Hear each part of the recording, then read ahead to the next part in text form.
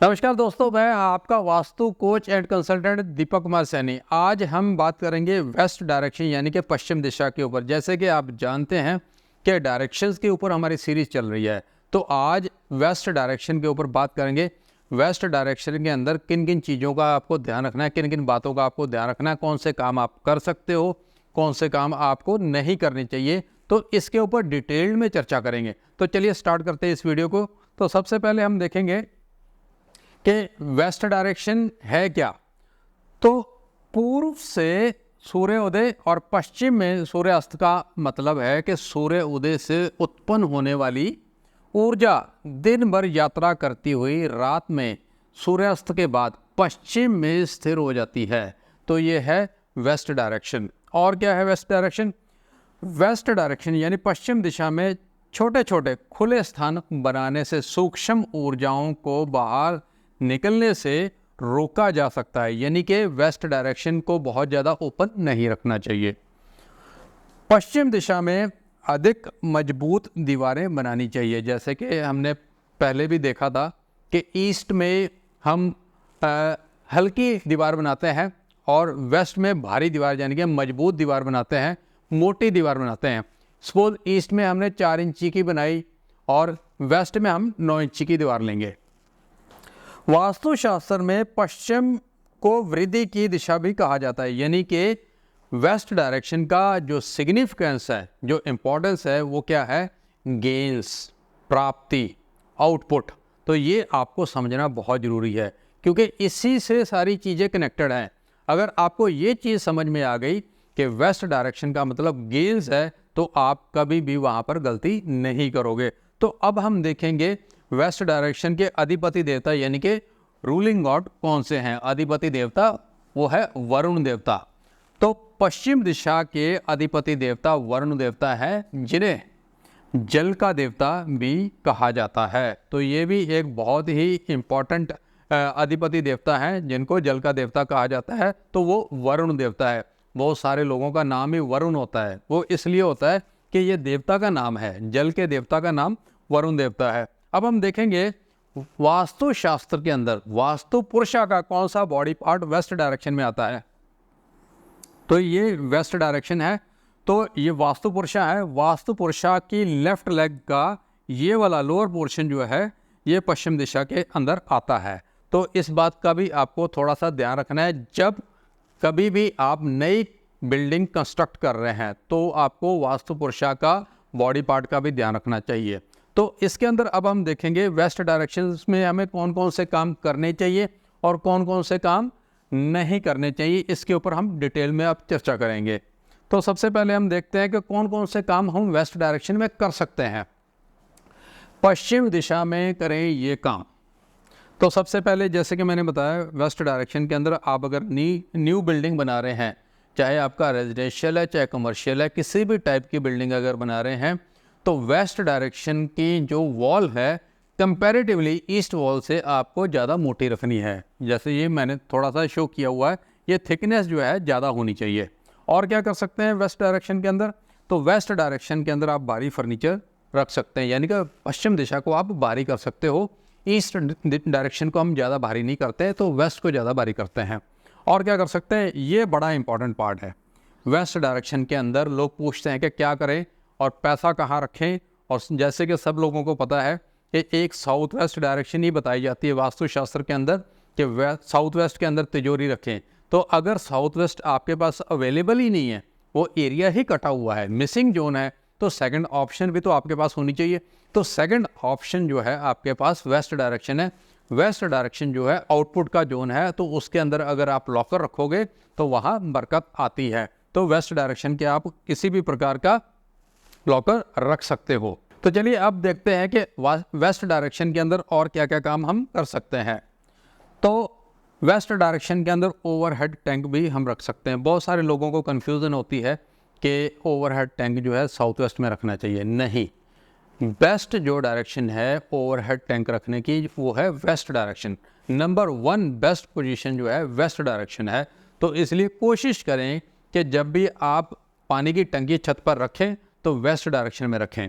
और क्या कर सकते हैं? तो वेस्ट डायरेक्शन में आप बड़े बड़े पौधे लगा सकते हैं। बड़े बड़े पौधे का मतलब जिनकी हाइट ऊंची जाती हो, जिनकी हाइट बहुत ज़्यादा अच्छी हो, तो वेस्ट डायरेक्शन में लगाना चाहिए, ईस्ट में नहीं लगाना चाहिए। तो वेस्ट डायरेक्शन में हाइट वाले पौधे लगा सकते हो आप।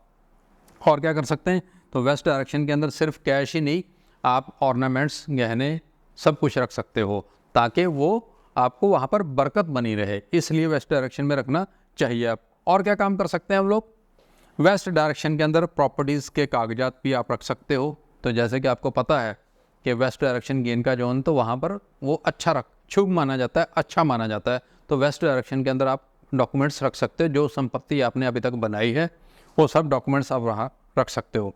तो वेस्ट डायरेक्शन के अंदर जो विंडोज़ लेनी है तो साइज थोड़ा छोटा रखो as compare to east direction. तो ईस्ट में बड़ी विंडोज़, वेस्ट में थोड़ी स्मॉल साइज विंडोज़। और क्या कर सकते हैं, वेस्ट डायरेक्शन के अंदर फैमिली फ़ोटोग्राफ भी लगा सकते हैं। तो फैमिली फ़ोटोग्राफ्स रखने के लिए सिर्फ साउथ वेस्ट बताया जाता है। साउथ वेस्ट भी अगर आपके पास फैमिली फ़ोटोग्राफ के लिए अवेलेबल नहीं है तो आप वेस्ट डायरेक्शन के अंदर भी फैमिली फ़ोटोग्राफ लगा सकते हैं।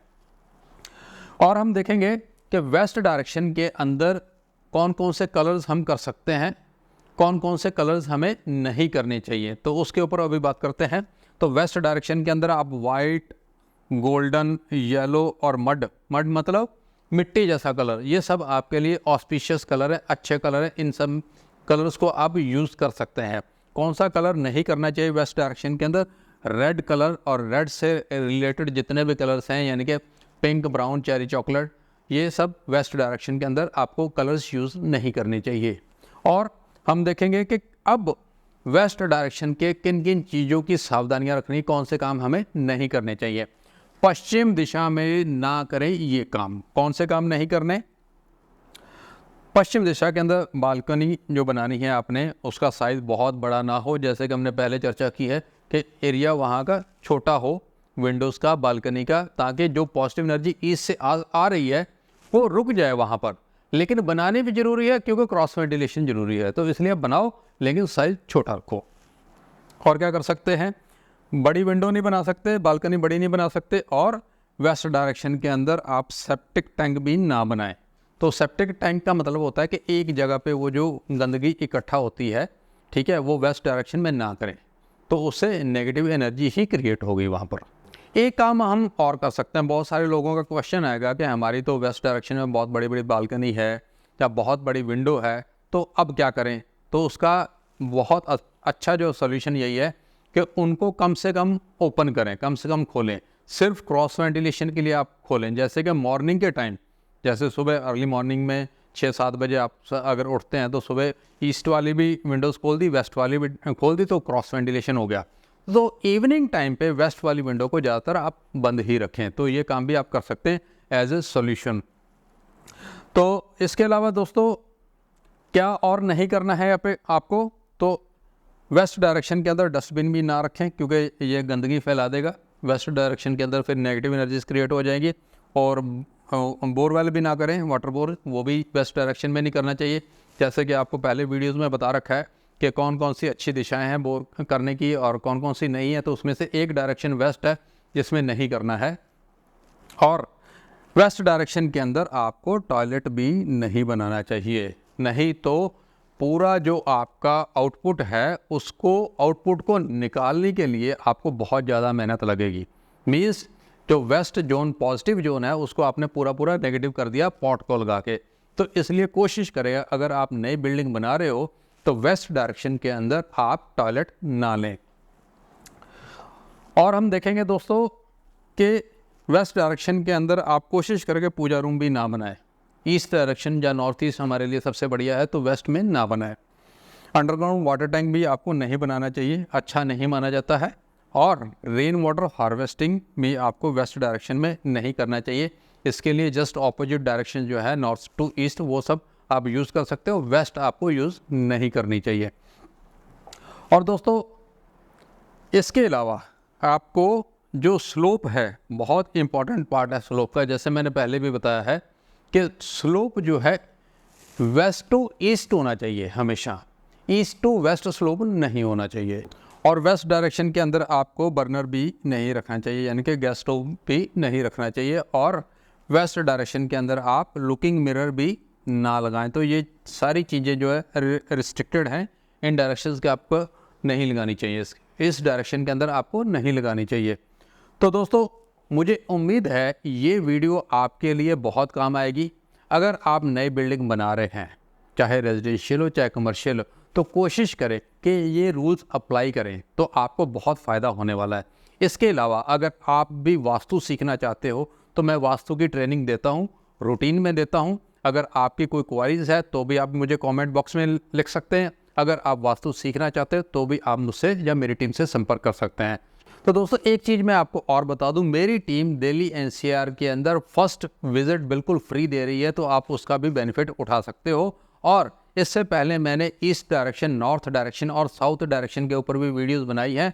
आप मेरे चैनल पे जाकर उन वीडियोस को देख सकते हैं और बेनिफिट ले सकते हैं। तो दोस्तों मिलते हैं नेक्स्ट वीडियो में नई डायरेक्शन के साथ। धन्यवाद।